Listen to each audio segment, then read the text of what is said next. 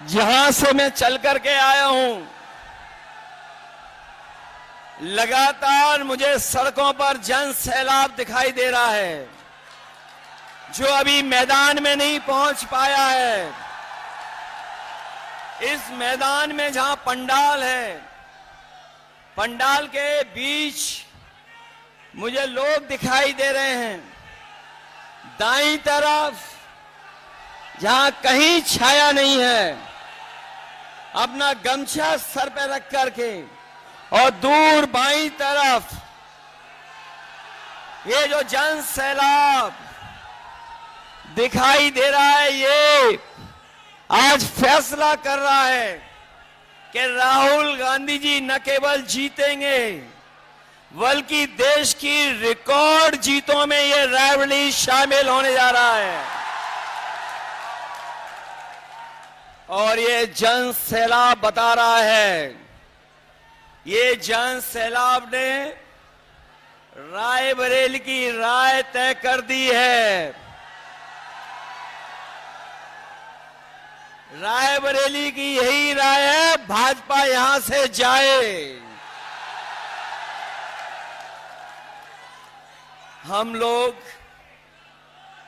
अक्सर भाषणों में सुनते हैं, हर जगह पर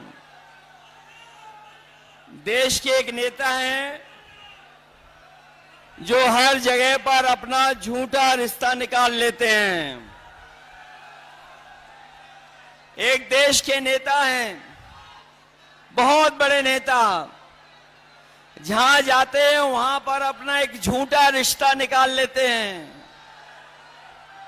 वो भी देखने और सुनने कि राहुल गांधी जी का सच्चा रिश्ता रायबरेली से है।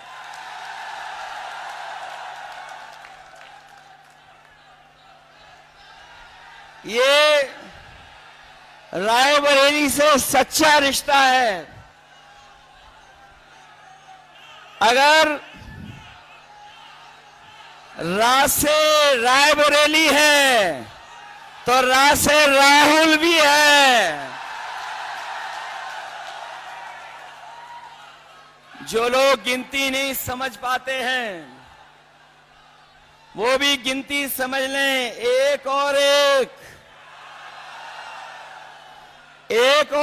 11 हो गया है, और बीजेपी 9-2-11 हो गई है।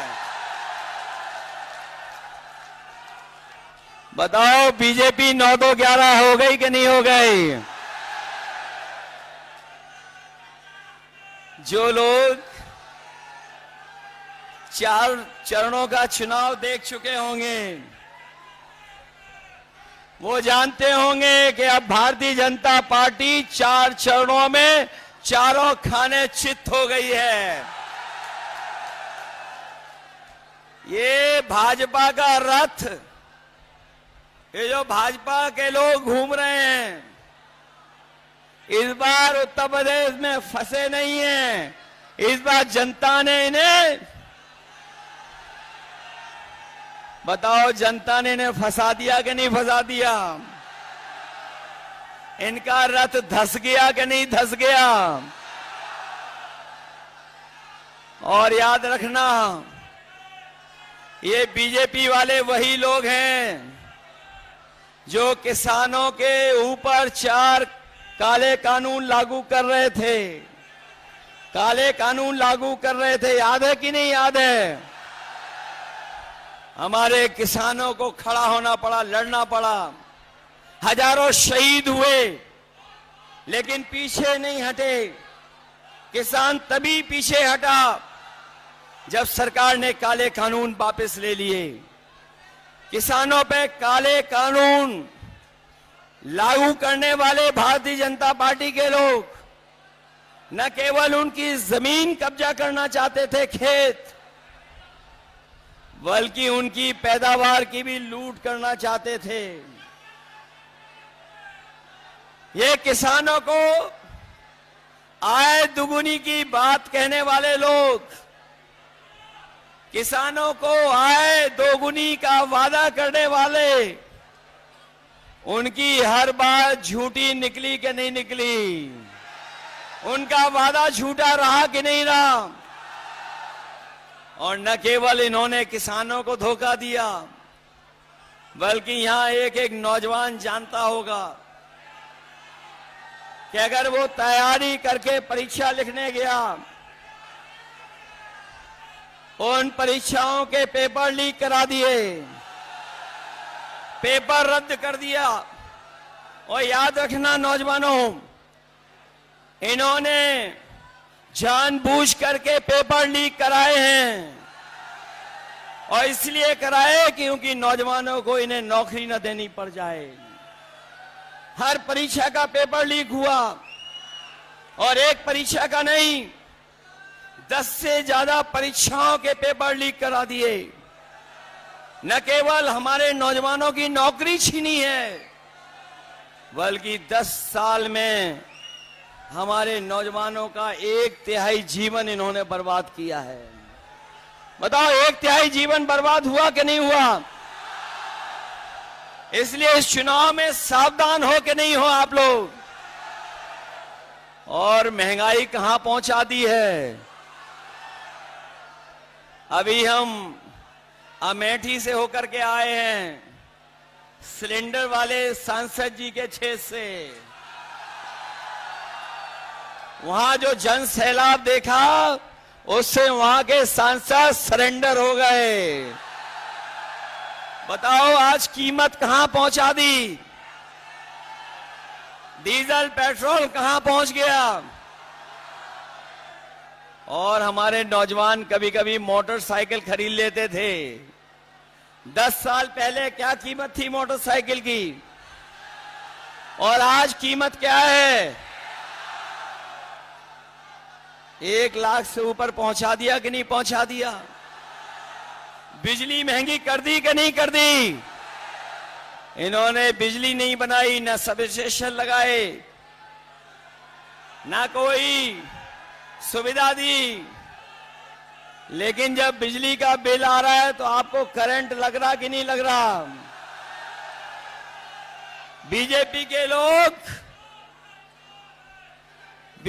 के लोगों ने आपके साथ धोखा किया कि नहीं किया?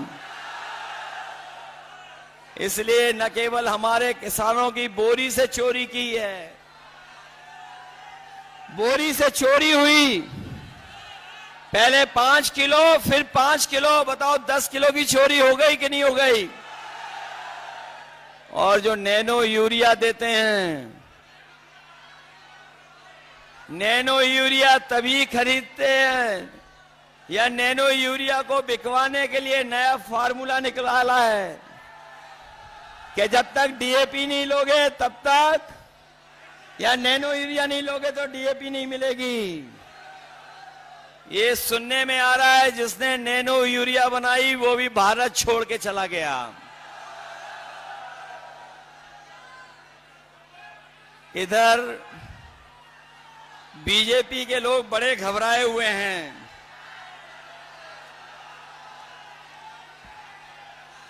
ये बीजेपी के लोग बड़े घबराए हुए हैं, और दिल्ली वालों ने जब से सुना है कि इंडिया गठबंधन गरीबों के लिए फैसले ले रहा है, ये दिल्ली वालों ने जब से सुना है, दिल्ली वालों ने जब से सुना कि गरीबों के लिए फैसले होने जा रहे हैं, तब से वो आपके प्रत्याशी के खटाखट खटाखट खटाखट की नकल करने लगे हैं। वो कह रहे हैं कि हम लोग विदेश चले जाएंगे, लेकिन हमारे देश की जनता जागरूक है।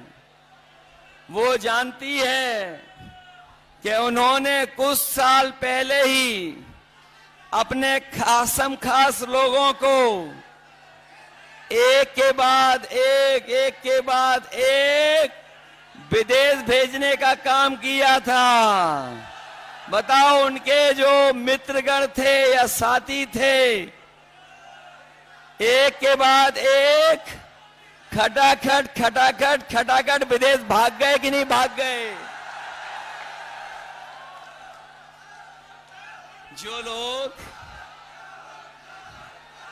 जो लोग देश को सपना दिखा रहे थे बड़ा बनाने का,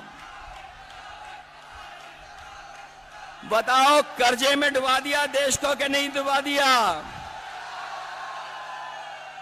और अब ये जनता कह रही है इनसे, अब जनता इनसे कह रही है कि अब आपको हटा देंगे, फटाफट फटाफट फटाफट। बताओ इन्हें हटा दोगे कि नहीं हटा दोगे? और जो कहते थे कि ना खाएंगे ना खाने देंगे, याद है कि नहीं याद है? जो कहते थे कि ना खाएंगे ना खाने देंगे, बताओ वो सब डकार गए कि नहीं डकार गए? डकार गए और कह रहे हैं गटागट गटागट गटागट। बताओ खाने के बाद, इलेक्ट्रॉल बॉन्ड के बाद तो इन्होंने डकार भी नहीं ली। इसलिए ये चुनाव हमारे आपके भविष्य का तो है ही है। ये हमारे आपके भविष्य का चुनाव तो है ही है। इसके साथ साथ ये हमारे आने वाली पीढ़ी के भविष्य का भी चुनाव है। ये लोग बीजेपी वालों ने हमें आपको वैक्सीन लगवा करके, बताओ हमारी आपकी जान के पीछे पड़ गए कि नहीं पड़ गए?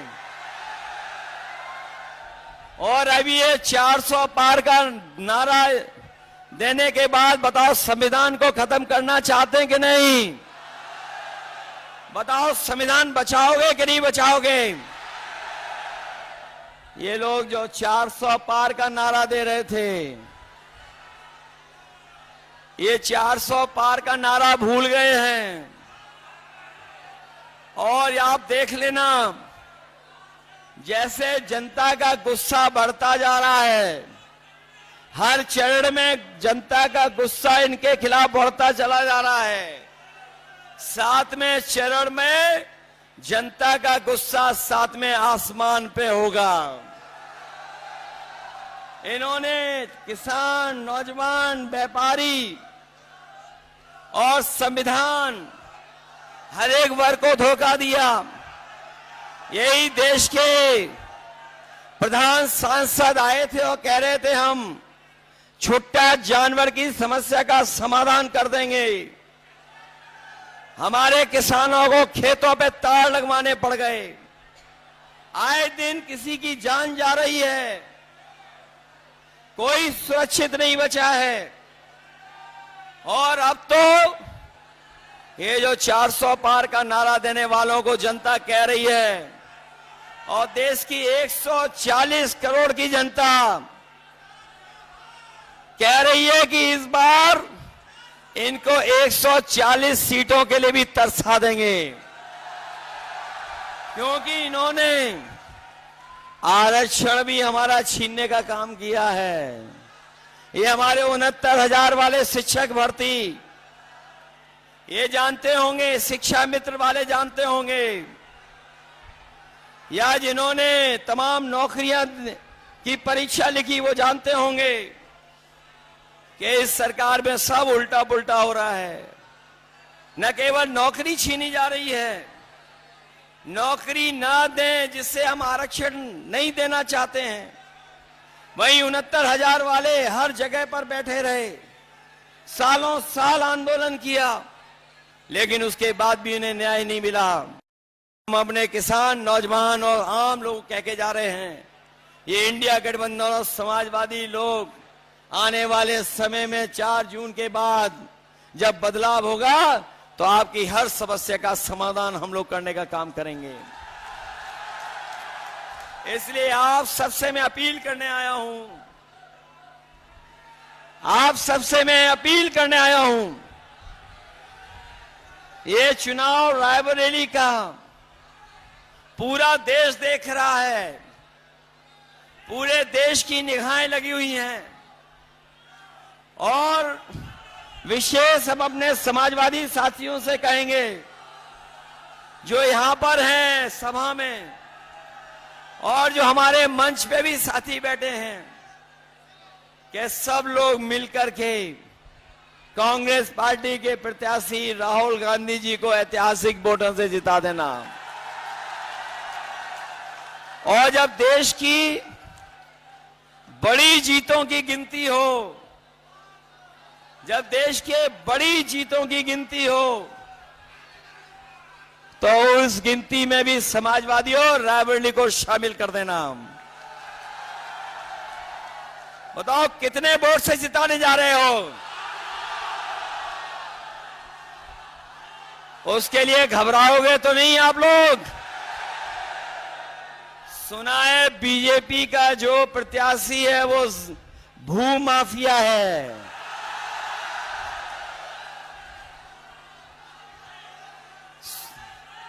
और बताओ बहुत धोखेबाज है कि नहीं है?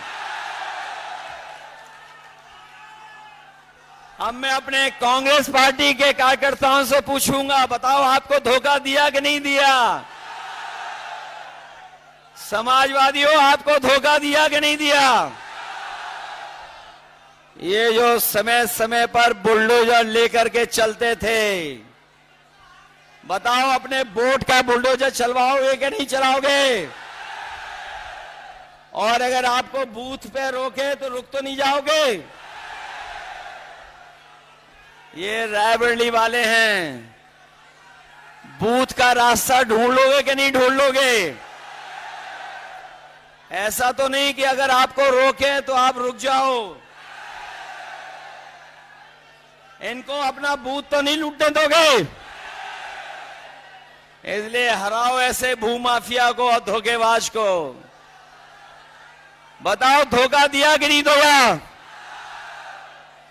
सुनने में आया है कि हमारा दूसरा धोखेबाज भी यूं ही चला गया है।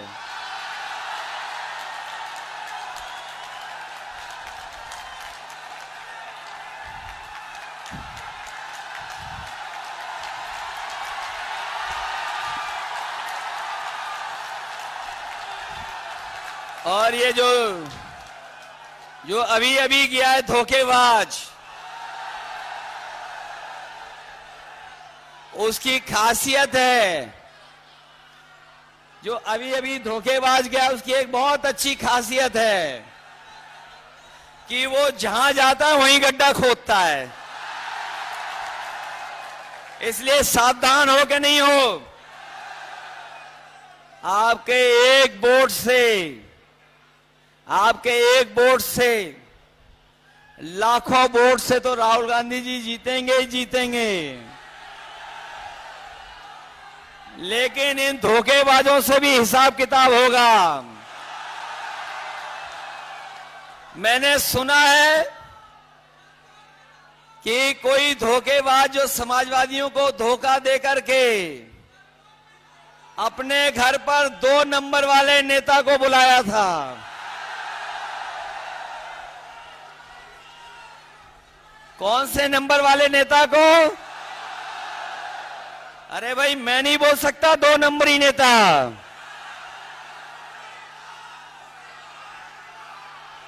तो इसलिए रायबरेली वालों और समाजवादियों,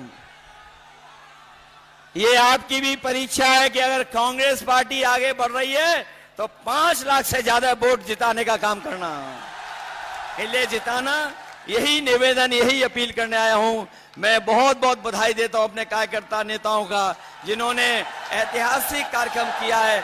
वहीं हमारी पार्टी के जितने भी नेता बैठे हैं, विधायक, पदाधिकारी, सांसद और जो संगठन के लोग हैं, मैं उनका भी धन्यवाद देता हूं। मुझे उम्मीद है, भरोसा है कि जिस दिन वोट आप डालेंगे, एक एक वोट कांग्रेस पार्टी के पक्ष में डाल करके इतिहास बनाने का काम करना। आप सबको बहुत बहुत धन्यवाद और बहुत बहुत बधाई देता हूं।